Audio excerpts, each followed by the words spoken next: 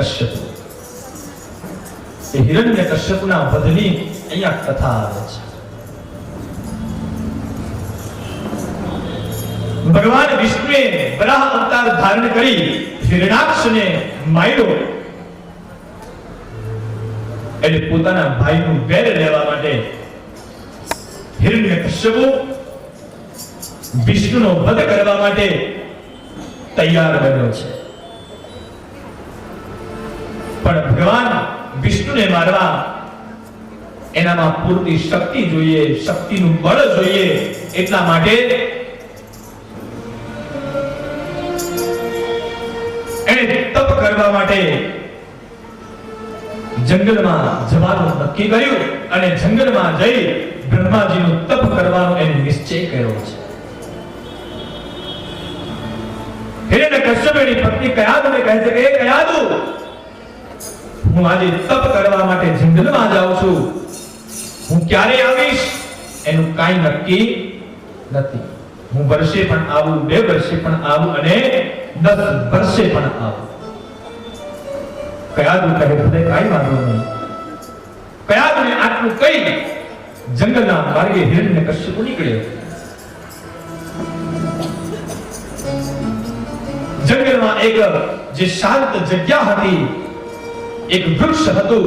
એ વૃક્ષની નીચે હિરણ્યકશ્યપુએ પોતાના તપની શરૂઆત કરી છે. તપની શરૂઆત કરી અને હિરણ્યકશ્યપુ મંત્ર જાપ લીધો. બ્રહ્મણે નમઃ, ઓમ બ્રહ્મણે નમઃ, બ્રહ્મણે નમઃ. આ મંત્રનો જાપ હિરણ્યકશ્યપુ શરૂ કર્યો. પણ જ્યાં મંત્ર શરૂ કર્યો ત્યાં હિરણ્યકશ્યપુ બોલે બ્રહ્મણે નમઃ, ત્યાં સામેથી એક બીજો અવાજ આવવા લાગ્યો. કયો? નારાયણાય નમઃ. હિરણ્યકશ્યપુ બોલે બ્રહ્મણે નમઃ અને સામેથી જવાબ આવે નારાયણાય નમઃ. હિરણ્યકશ્યપે પોતાની આંખ ઉગાડીને જોયું કે આ મારા દુશ્મનનું નામ કોણ લે છે. આજુબાજુ જોયું, કોઈ દેખાયું નહીં. વળી પાછું તપ શરૂ કર્યું. બ્રહ્મણે નમઃ. ત્યાં વળી પાછો જવાબ આવે નારાયણાય નમઃ. હિરણ્યકશ્યપુ કહે કે આપણે મારા દુશ્મનનું વારંવાર નામ કોણ લે છે? અને થોડુંક આજુબાજુ જોયું એટલે એક વૃક્ષની ડાળી ઉપર એક પોપટ બેઠો હતો અને પોપટ બોલતો હતો. શું? નારાયણાય નમઃ. હિરણ્યકશ્યપુ વિચાર કરે કે આ શકન બરોબર થયા નથી. હિરણ્યકશ્યપુ જંગલમાંથી પાછો ઘેર આવ્યો. ત્યાં હામી કયાદુ એની પત્ની મળી. લ્યો એકદમ આવી ગયા. હમણાં તો એમ કહેતા હતા કે કદાચ 1 વર્ષ થાય, 5 વર્ષ થાય, 10 વર્ષ થાય એટલા તપ પતી ગયું. અરે ના કયાદુ, પણ એ તો એક બનાવ બન્યો એટલે પાછો આવ્યો. શું બન્યું?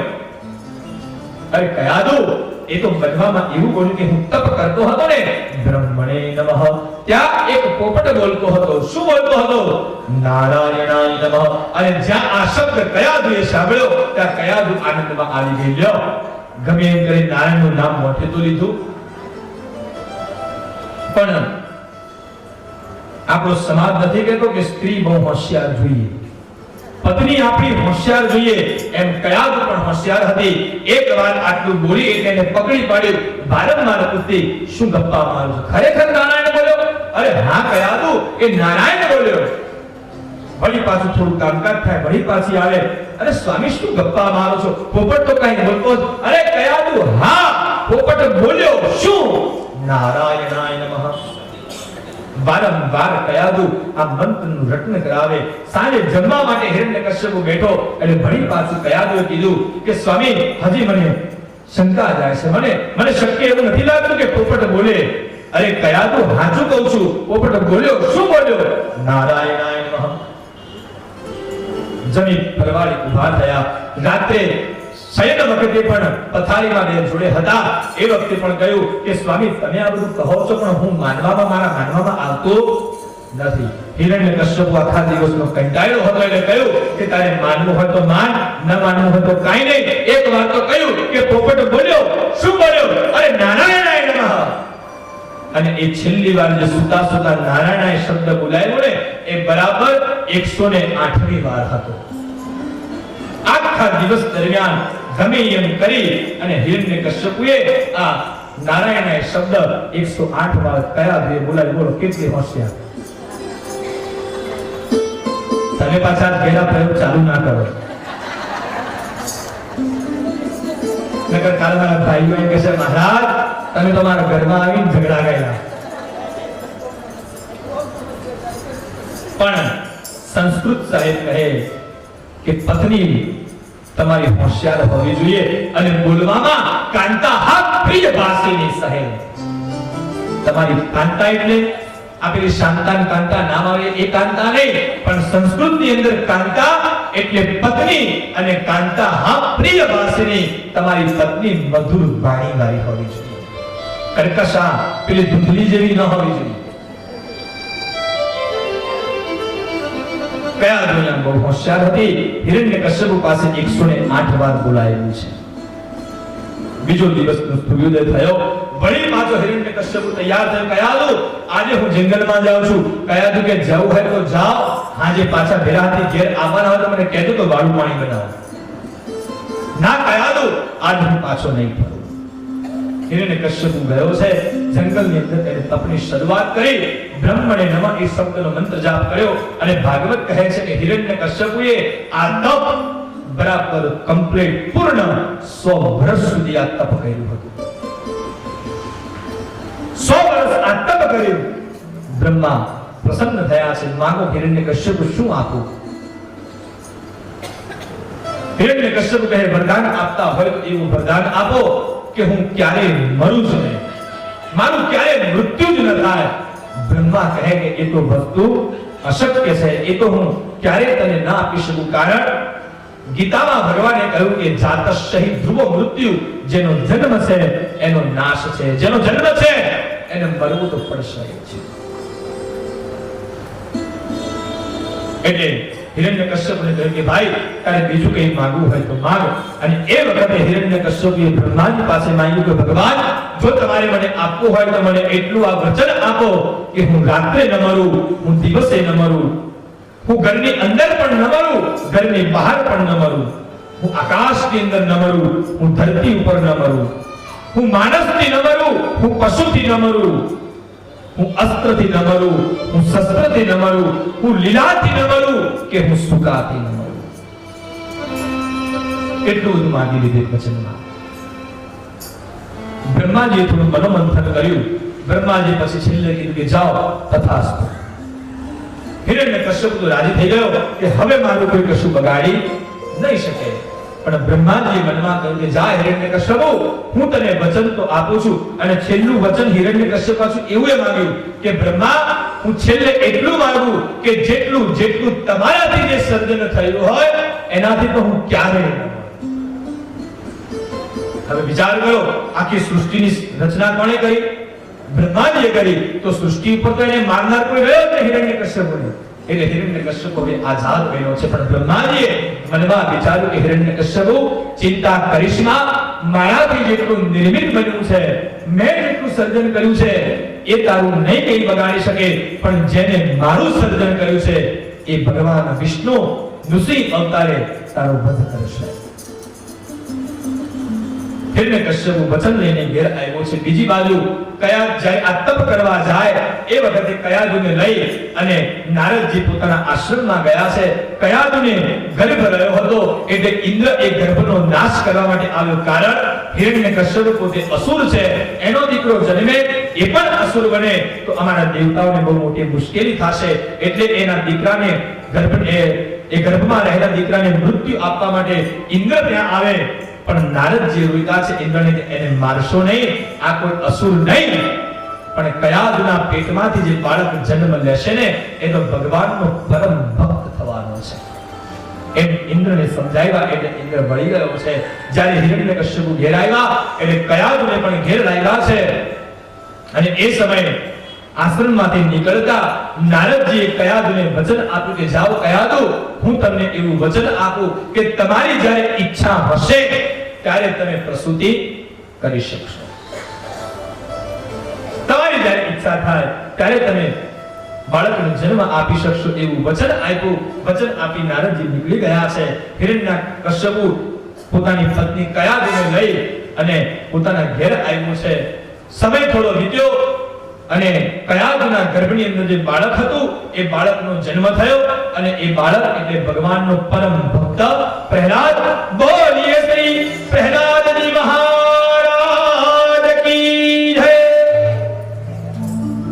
પ્રહલાદજીનો જન્મ થયો. પ્રહલાદજી ધીમે ધીમે મોટા થયા. 5 વર્ષના થયા એટલે શંડ અને અમર્કની પાઠશાળામાં એમને ભણવા માટે બેસાડ્યા છે.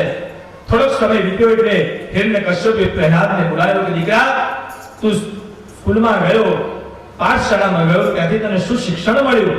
એટલે પ્રહલાદે સુંદર જવાબ આપ્યો કે પિતાજી, આ સંસાર એ તો અંધારા કુવા જેવો છે. એમાં પડી સંસારમાં પડી આત્મહત્યા કરવી એના કરતા મારા નારાયણનું નામ જપી લેવું.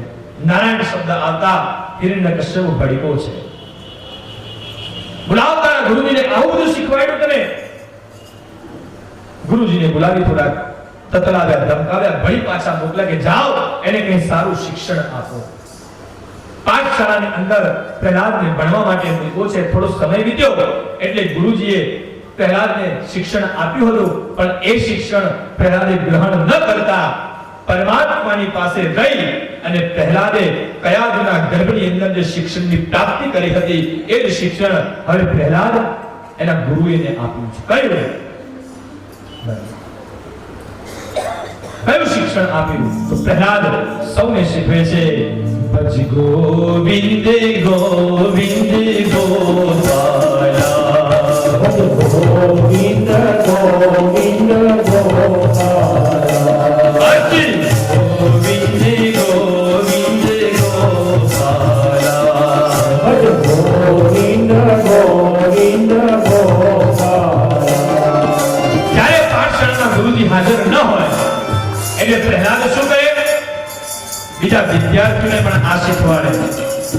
એમાં આખા સર્કલમાં વિદ્યાર્થીઓ આવે, વચ્ચે પ્રહલાદ હોય, પ્રહલાદ ગાય અને એના વિદ્યાર્થીઓ પણ ગાય. શું?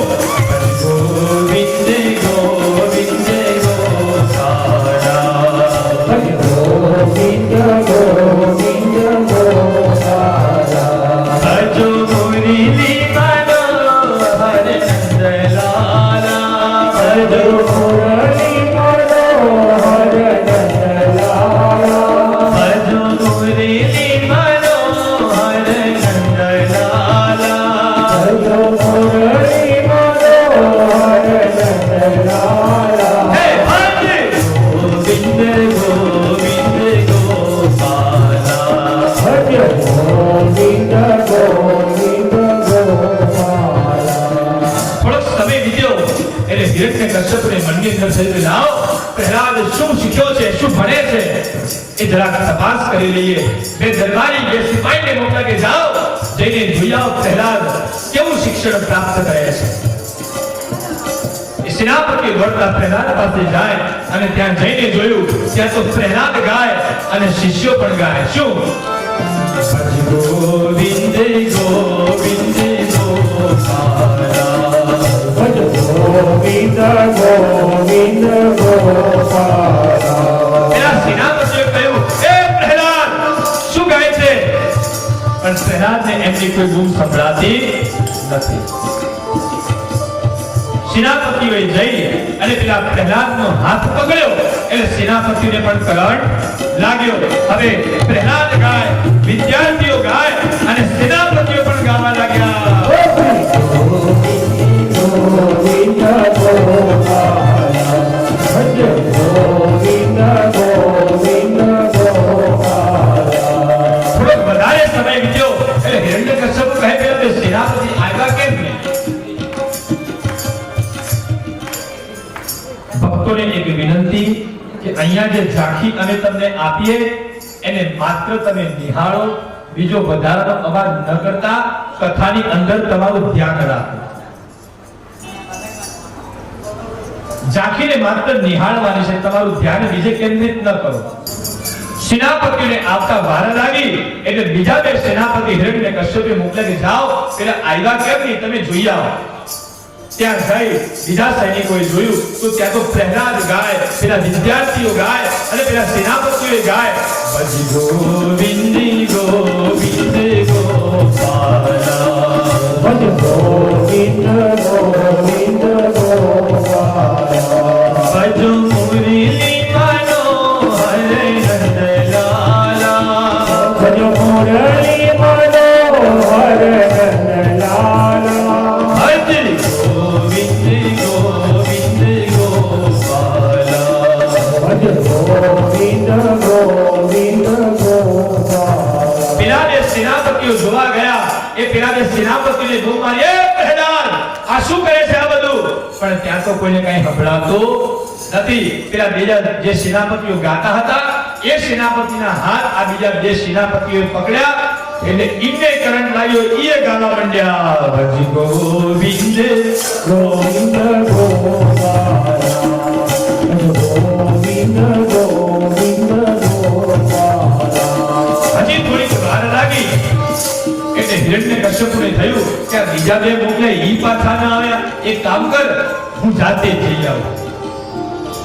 હિરણ્યકશ્યપુ પોતે આવ્યો અને આવીને જે દ્રશ્ય જોયું તો પ્રહલાદ ગાય, પેલા બાળકો ગાય, પેલા ચાર સેનાપતિઓ ગાય, ભજ ગોવિંદ ગોવિંદ ગોપાલા, ભજ ગોવિંદ ગોવિંદ ગોપાલા, ભજ મુરલી મનોહર નંદલાલા, ભજ મુરલી મનોહર નંદલાલા, ભજ ગોવિંદ ગોવિંદ ગોપાલા, ભજ ગોવિંદ ગોવિંદ ગોપાલા. કંસે આપણું દ્રશ્ય જોયું, બે ચાર બૂમો પાડી, એ પ્રહલાદ, પણ કોઈ સાંભળે નહીં. એ સેનાપતિઓ સાંભળે નહીં. ફરી પાછી પ્રહલાદને બે ચાર બૂમ મારી, કોઈએ સાંભળ્યું નહીં એટલે કંસે હિરણ્યકશ્યપુએ જઈ અને સીધો પ્રહલાદનો હાથ પકડ્યો, બધું હરહટ કરી બંધ. જેમ સેનાપતિઓને કરંટ લાગ્યો એવો કરંટ અહીંયા હિરણ્યકશ્યપુને લાગ્યો નથી. કારણ હિરણ્યકશ્યપુ તો ઉડી ગયેલો ગોળો હતો અને ઉડી ગયેલા બલ્બને કોઈ દિવસ કરંટ આવે. શું કરે છે આ? તું મારા દુશ્મનનું નામ લે છે. હિરણ્યકશ્યપુને અત્યંત ક્રોધ આવ્યો છે.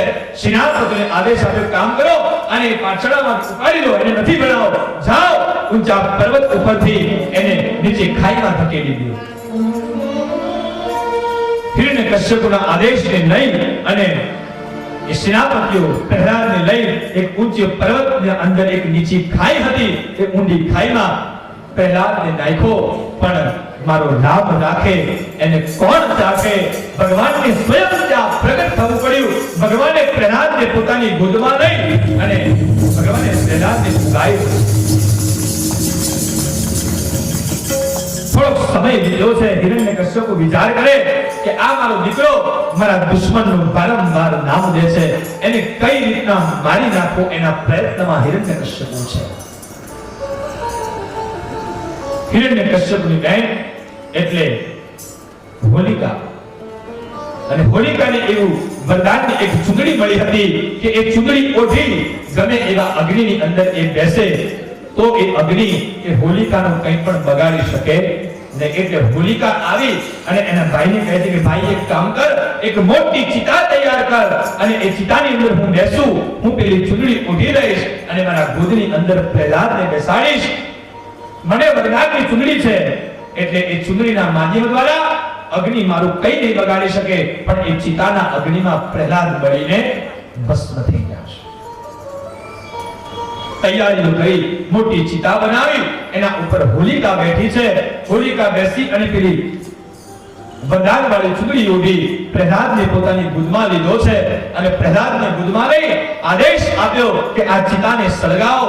અગ્નિનો દાહ આપ્યો અને જ્યારે ચિતા સળગી હોલિકા તો હસતી હતી કે મને કંઈ થવાનું નથી, પ્રહલાદ બળીને ભસ્મ થઈ જશે, પણ થોડી ક્ષણોમાં અગ્નિની જે જ્વાળાઓ થવા લાગી, એનાથી જે તાપ ઉત્પન્ન થયો, એ તાપ આજે હોલિકાને દઝાડવા લાગ્યો. હોલિકા વિચારમાં પડી કે મારી પાસે તો વરદાનની ચૂંટણી છે, તો આ અગ્નિનો તાપ મને કેમ કરી દઝાડે છે? અને એટલી જ વારમાં બળબળતી જે જ્વાળાઓ હતી એ હોલિકાના ઉપર આવી અને હોલિકા અગ્નિની અંદર બળીને ભસ્મ થવા લાગી, પણ પ્રહલાદનો વાળ પણ વાંકો થયો. એ દિવસ હોલિકા બળીને ભસ્મ થઈ. અને એટલે આપણે સૌ ભેગા મળી, હવે ટૂંક સમયમાં આવે છે હોળી, એ હોલિકા દહન એના દર્શન કરવા માટે આપણે બધા જઈએ છીએ. હોલિકા બળીને ભસ્મ થઈ, પ્રહલાદનો એક પણ વાળ વાંકો થયો નથી.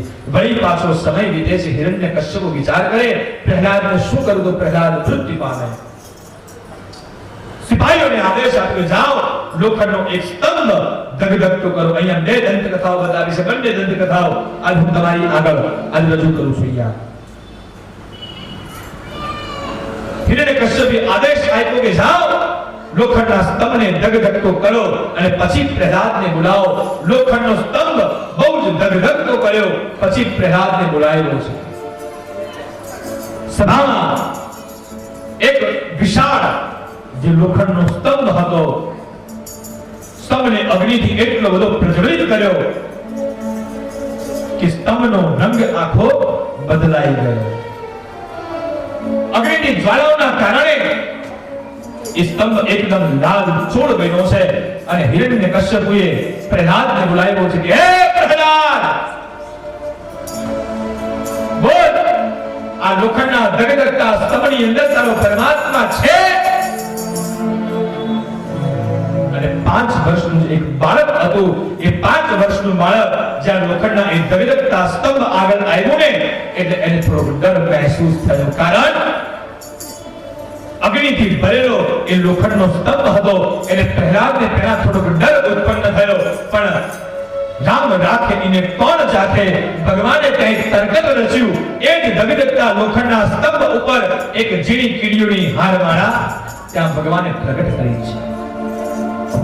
જ્યારે હારમાળાના દર્શન પ્રહલાદે કર્યા ને, એટલે પ્રહલાદને થયું કે જો આ કીડીઓની હારમાળા જો આ ધગધગતા સ્તંભ ઉપર ચાલી શકતી હોય તો આ સ્તંભની અંદર મારો પરમાત્મા છે.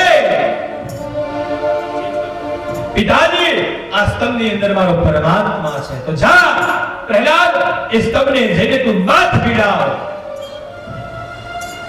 અને પ્રહલાદે દોડતા જઈ કોઈની પણ પરવા કર્યા વગર ભગવાનનું નામસ્મરણ લઈ અને એ સ્તંભને જઈને પોતે માથ પીડી હતી. છતાંય પ્રહલાદને કંઈ ન થયું. બીજી એક દંત કથા એવી બતાવી કે એક મોટો સ્તંભ હતો, એ સ્તંભની અંદર હિરણ્યકશ્યપે કહ્યું કે બોલ આ સ્તંભની અંદર તારો પરમાત્મા છે? પ્રહલાદ કહે છે કે પિતાજી, મારો પરમાત્મા તો સમગ્ર જડ ચેતન વસ્તુની અંદર રહેલો છે. પ્રહલાદ, બીજા બધા અવળા જવાબ ના, આ સ્તંભની અંદર તારો પરમાત્મા છે?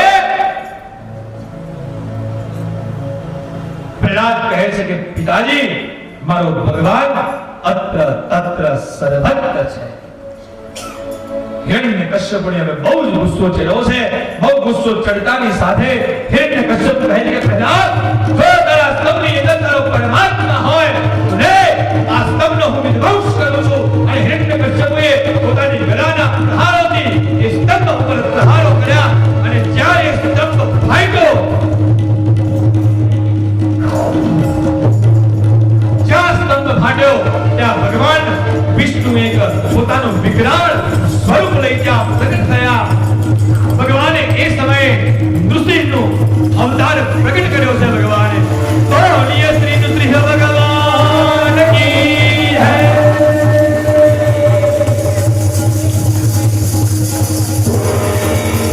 બરાબર સંધ્યાનો સમય, વૈશાખ સુદ 14 શુક્લ પક્ષમાં ભગવાન નૃસિંહનું પ્રાગટ્ય થયું. ભગવાન સ્તંભમાંથી બહાર પ્રગટ્યા. હિરણ્યકશ્યપને પોતાની ગોદમાં લીધો છે અને પોતાના બંને દેવ ખગ ઉપર હિરણ્યકશ્યપને બેસાડી સાઈડ ભગવાને નૃસિંહે પોતાના પગ ઉપર હિરણ્યકશ્યપને જોયું કે હે હિરણ્યકશ્યપ તું જોઈ લે, અત્યારે નથી રાત કે નથી દિવસ, બરાબર સંધ્યાનો સમય છે.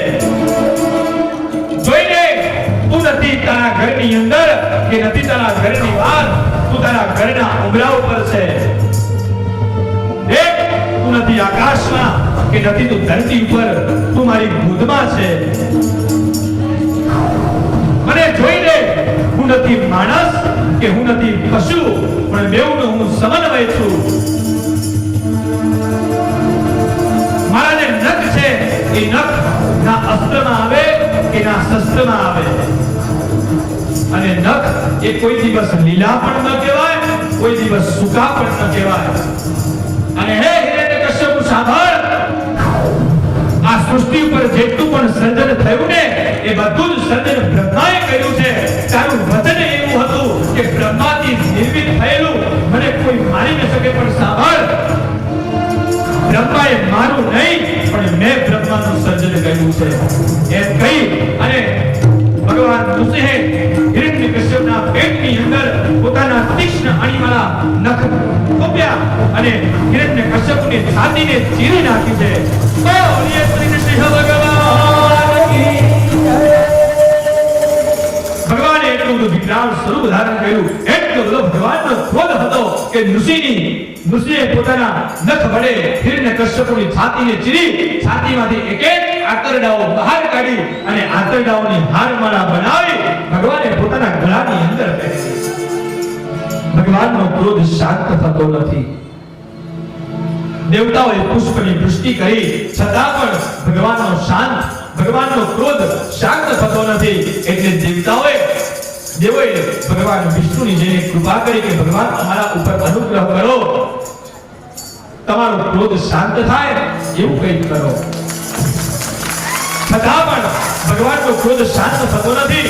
એટલે ભગવાને કહ્યું કે જાઓ પ્રહલાદને કહો કે જય ઋષિને કહે કે શાંત થાય. નાનું 5 વર્ષનું બાળક ભગવાન ઋષિ પાસે ગયું અને ભગવાન ઋષિએ એને ગોદમાં લીધું અને જેમ એક ગાય એના વાછરડાને ચાટે એમ ભગવાન ઋષિ પોતાની જીભા કેતા જીભ વડે ભક્ત પ્રહલાદને ચાટવા લાગ્યા છે. ભક્ત પ્રહલાદને ચાટ્યા છે. ભગવાનનો ક્રોધ ત્યાં શાંત થયો છે. પ્રહલાદે જ્યાં ભગવાનની પ્રાર્થના કરીને ત્યાં હિરણ્યકશ્યપનો વધ થયા પછી ભક્ત પ્રહલાદને ભગવાન અવાજ ન કરશો, મારી એક 5 મિનિટની કથા બાકી છે, પ્લીઝ અવાજ ન કરશો. મેં કહ્યું ને ઝાંખીઓને માત્ર નિહાળો, કારણ કે તમે થોડોક અવાજ કરો એટલે મારું કોન્સન્ટ્રેશન અહીંયા તૂટી જાય. ભગવાનનો ક્રોધ શાંત થયો. શાંત થતાની સાથે પ્રહલાદે ભગવાનની સ્તુતિ કરી. એટલે ભગવાન પ્રહલાદને આજ કહે છે, જુઓ આજ ભગવાન ભક્તની માફી માંગે છે. હે ભક્ત પ્રહલાદ, બેટા મને ક્ષમા કરી દે. કે મારે આવવામાં બહુ વિલંબ થયો, મારે આવવામાં આટલું મોડું થયું, એમાં તારે આટલી બધી દુઃખ અને યાતનાઓને તારે ભોગવવી પડી. ભક્ત પ્રહલાદ મને ક્ષમા કરજે. અને ભગવાન તો એટલે સુધી કહે છે મારા બાપ કે દુનિયાની અંદર જે મારા ભક્તો છે ને એનું સ્થાન હું મારા કરતા પણ ઊંચું માનું છું. અહીંયા ભગવાને ભક્તની માફી માંગી છે. હે પ્રહલાદ, હું તમારી ભક્તિથી પ્રસન્ન બન્યો છું. માંગો, તમારે જે વરદાન માંગવું હોય તમે માંગો. અને બરાબર એ જ વખતે 5 વર્ષનું એક બાળક ભગવાન પાસે શું માંગે છે, એની માંગણીઓ કેવી છે અને આપણી માંગણીઓ કેવી હોવી જોઈએ એની કથા બરાબર આવતીકાલે બપોરે 2:30 વાગે આપણે નિહાળીશું. આજે 3જા દિવસની કથાને આપણે અહીંયા વિરામ આપીએ. ભગવાન ઋષિના હિરણ્યકશ્યપ અને પ્રહલાદ ચરિત્રનું સુંદર ઝાંખી અમારા બ્રાહ્મણો દ્વારા તમારી સમક્ષ રજૂ કરી એ બદલ જોરદાર તાળીઓથી અમારા ભૂદેવોને વધાવી દો. મારા બાપ, 3જા દિવસની કથા આપણે અહીંયા